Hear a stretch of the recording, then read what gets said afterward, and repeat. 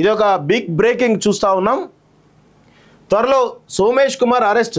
మాజీ chief chief సెక్రటరీకి CID నోటీసులు. వాణిజ్య పనుల శాఖలో భారీ కుంభకోణం, బోగస్ ఇన్వాయిస్లతో దోపిడీ కేసులో ఏఫైగా సోమేష్ కుమార్ అంటూ చూస్తూ ఉన్నాం కదా. నేను ఒకటే చెప్తా ఉన్నానండి, ఈ దేశంలో బ్యూరోక్రసీ చేసేంత బ్యూరోక్రసీలో ఉన్నంత అవినీతి ఎక్కడ కూడా ఉండదు. పొలిటికల్ కరప్షన్ కేవలం 10% మాత్రమే, బ్యూరోక్రసీ కరప్షన్ 90%. ఇదే జరుగుతోంది ఈ దేశంలో. సో ఈ దేశ వ్యవస్థ నడిపే దాంట్లో అందరు ఉన్నారు కదా. ఈ సిఐడి కావచ్చు, సిబిఐ కావచ్చు, ఈడీ కావచ్చు, ఇన్కమ్ ట్యాక్స్ కావచ్చు, అన్ని రకాల శాఖలు ఉంటాయి కదా. వాళ్ళందరినీ కూడా మేనేజ్ చేయగలిగేటువంటి క్యాబుల్ ఉన్నటువంటి ఆఫీసర్ ఈ యొక్క సోమేష్ కుమార్. నేను చెప్తా ఉన్నాను, అరెస్ట్ అవుతారని అని అంటా ఉన్నారు, కానీ ఆయన కనీసం విచారణకు పోకుండానే మొత్తం మేనేజ్ చేసి ఇస్తాడు. ఇది రాసి పెట్టుకోండి.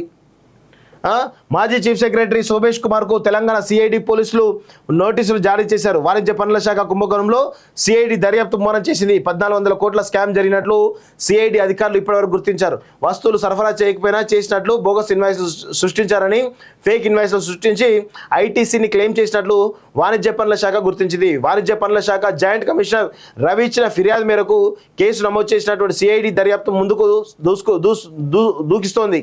మాజీ చీఫ్ సెక్రటరీ సోమేష్ కుమార్ తో పాటు వాణిజ్య పనుల శాఖ additional commissioner Kashi Visweswararao, deputy commissioner Sivaram ప్రసాద్లకు సిఐడి నోటీసులు జారీ చేసింది. త్వరలోనే ఈ స్కామ్ లో ఆరోపణలు ఎదుర్కొన్న అధికారులు అరెస్ట్ చేసి విచారించి స్టేట్మెంట్ నమోదు చేసేందుకు సిఐడి సిద్ధమవుతున్నట్టు సమాచారం. తెలంగాణలో IGST integrated goods and service tax ఎగవేత ద్వారా భారీ మోసం జరిగినట్లు తెలంగాణ వాణిజ్య పనుల శాఖ విభాగం పేర్కొంది.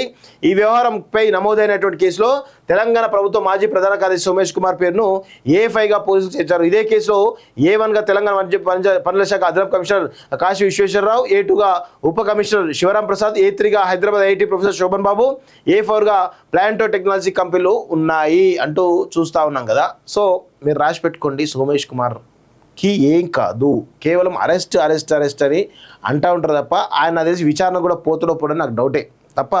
ఎందుకంటే ఈయన వ్యవస్థల్ని ఆ విధంగా మేనేజ్ చేయగలిగేటువంటి క్యాబిలిటీ ఉంది. చాలా సీనియర్ ఐఏఎస్ ఆఫీసర్ కాబట్టి, ఆల్రెడీ ఈ యొక్క రాష్ట్రానికి చీఫ్ సెక్రటరీగా పనిచేసినటువంటి వ్యక్తి కాబట్టి ఖచ్చితంగా ఆయనకు ఈ దేశంలో ఉన్నటువంటి ఏ విభాగాన్నైనా ఏ వ్యవస్థనైనా కూడా మేనేజ్ చేయగలుగుతుంది. కాబట్టి ఆయన పైన A5 కాదు, ఏది కాదు, ఏదో కేసు నడుస్తుంది అంటే నడుస్తుంది అంతే తప్ప చర్యలు ఏమి ఉండవు అనేది చాలా స్పష్టంగా గుర్తుపెట్టుకోండి.